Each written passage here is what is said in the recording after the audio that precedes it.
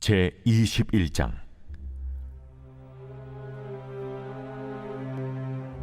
여호와께로부터 예레미야에게 말씀이 임하니라. 시드기야 왕이 말기야의 아들 바스울과 제사장 마아세야의 아들 스바나를 예레미야에게 보내니라. 바벨론의 느부갓네살 왕이 우리를 치니 청컨대 너는 우리를 위하여 여호와께 간구하라. 여호와께서 혹시 그의 모든 기적으로 우리를 도와 행하시면 그가 우리를 떠나리라. 예레미야가 그들에게 대답하되, 너희는 시드기야에게 이같이 말하라. 이스라엘의 하나님 여호와께서 이와 같이 말씀하시되, 보라, 너희가 성 밖에서 바벨론의 왕과 또 너희를 에워싼 갈대아인과 싸우는 데 쓰는 너희 손의 무기를 내가 뒤로 돌릴 것이요, 그것들을 이 성 가운데 모아들이리라. 내가 든 손과 강한 팔, 곧 진노와 분노와 대노로 친히 너희를 칠 것이며, 내가 또 사람이나 짐승이나 이 성에 있는 것을 다 치리니 그들이 큰 전염병에 죽으리라 하셨다 하라.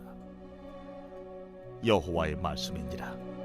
그 후에 내가 유다의 왕 시드기야와 그의 신하들과 백성과 및 이 성읍에서 전염병과 칼과 기근에서 남은 자를 바벨론의 느부갓네살 왕의 손과 그들의 원수의 손과 그들의 생명을 찾는 자들의 손에 넘기리니 그가 칼날로 그들을 치되 측은히 여기지 아니하며 긍휼히 여기지 아니하며 불쌍히 여기지 아니하리라 하셨느니라.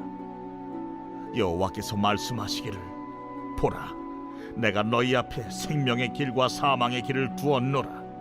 너는 이 백성에게 전하라 하셨느니라.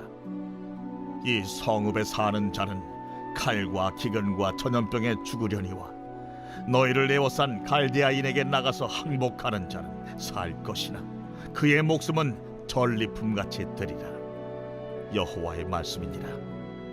내가 나의 얼굴을 이 성읍으로 향함은 복을 내리기 위함이 아니요 화를 내리기 위함이라. 이 성읍이 바벨론 왕의 손에 넘김이 될 것이요 그는 그것을 불사르리라.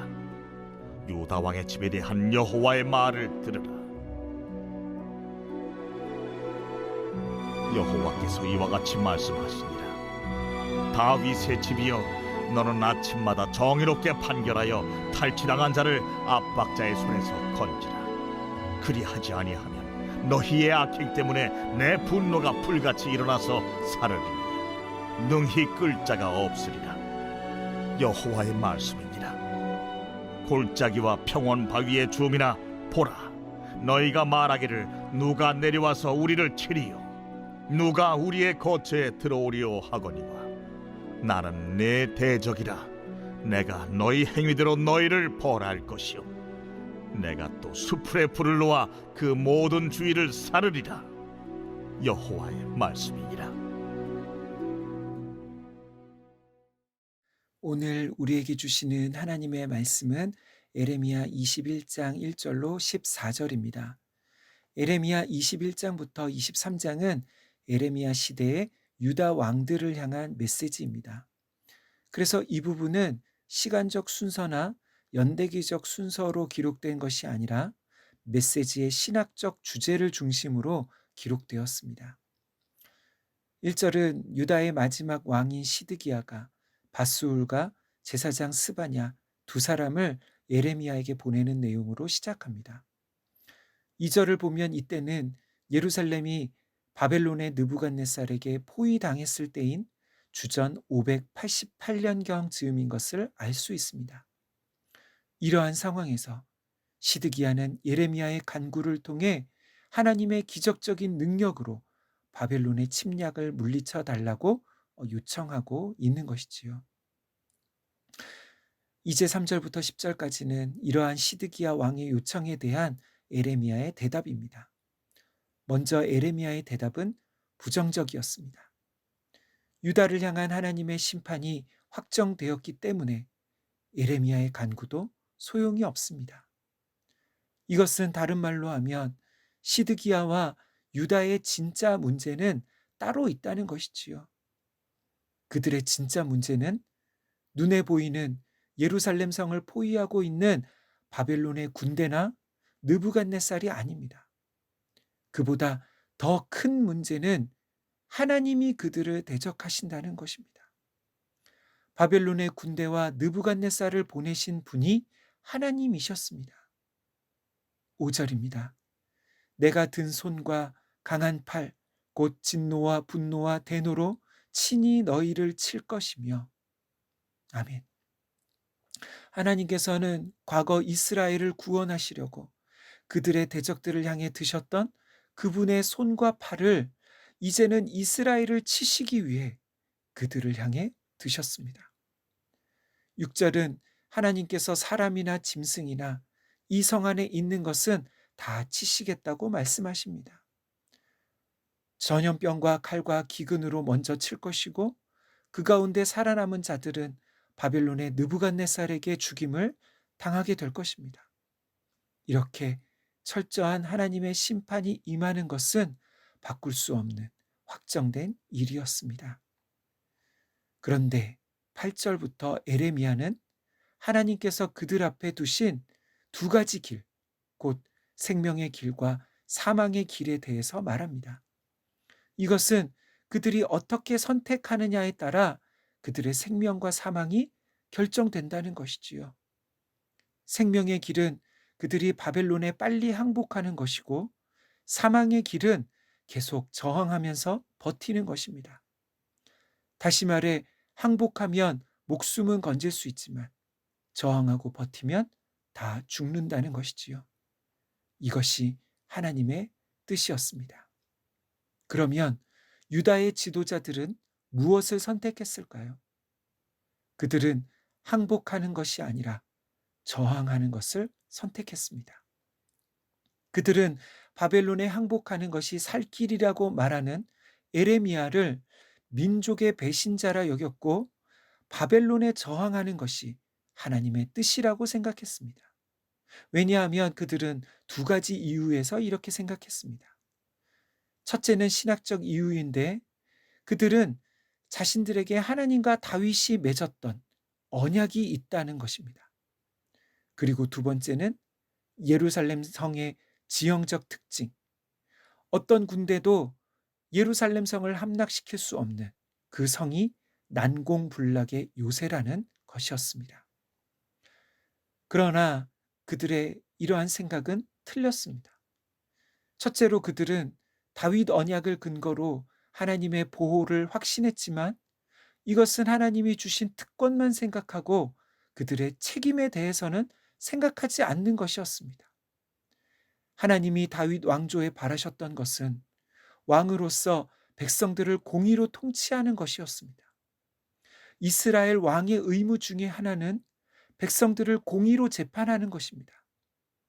왕은 공정한 판결을 통해 힘 있는 자들이 약자들을 마음대로 착취하거나 압제하지 못하도록 해야 하는 것이지요.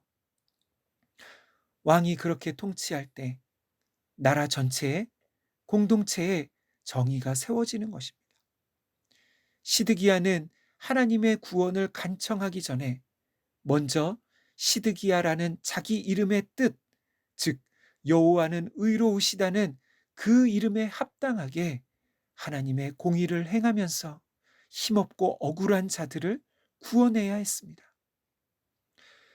두 번째로 그들은 예루살렘 성의 지형이 삼면이 골짜기로 둘러싸여 있고 북쪽은 높은 산으로 있어서 외적의 침략으로부터 안전한 난공불락의 요새라고 자만한 것입니다. 그러나 그것은 인간적인 관점에서 본 것이지요. 지금까지 예루살렘이 어떤 적들의 침략으로부터 안전했던 것은 그 성이 난공불락의 요새이기 때문이 아니라 하나님이 그들 편에 계셨기 때문이었습니다. 하나님이 그들의 대적이 되시면 그들의 모든 인간적인 안전과 보호의 수단들은 아무 소용이 없는 것이지요. 오늘 본문이 우리에게 주는 교훈은 무엇일까요? 첫 번째는 우리 눈에 보이는 상황과 문제, 그 이면에 하나님이 계시다는 것을 잊지 말아야 합니다.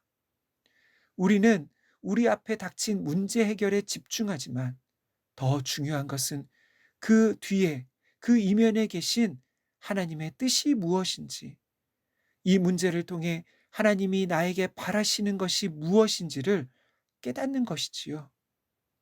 두 번째는 하나님 앞에서 우리의 책임보다는 특권만을 생각하기 쉽다는 것입니다.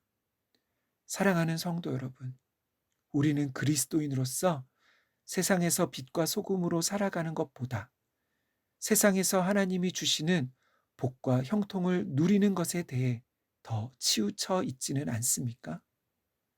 마지막으로 우리의 진정한 안전과 평강은 세상의 힘이나 인간적인 수단에 달려 있는 것이 아니라 하나님께 있다는 것입니다. 사랑이 많으신 하나님 아버지, 하나님께서 우리를 구원하신 것은 우리에게 그럴 만한 이유나 자격이 있어서가 아니라 하나님의 전적인 은혜였음을 고백합니다.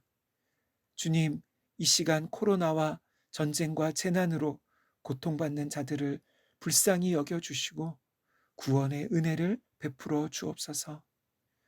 육신적인, 현실적인 문제 해결만이 아니라 이 모든 일들을 통해 살아계신 하나님을 알게 하옵소서. 불의와 고난이 가득한 이 세상에서 믿는 자들이 하나님의 공의와 사랑을 실천하며 살 수 있도록 힘과 은혜를 주옵소서.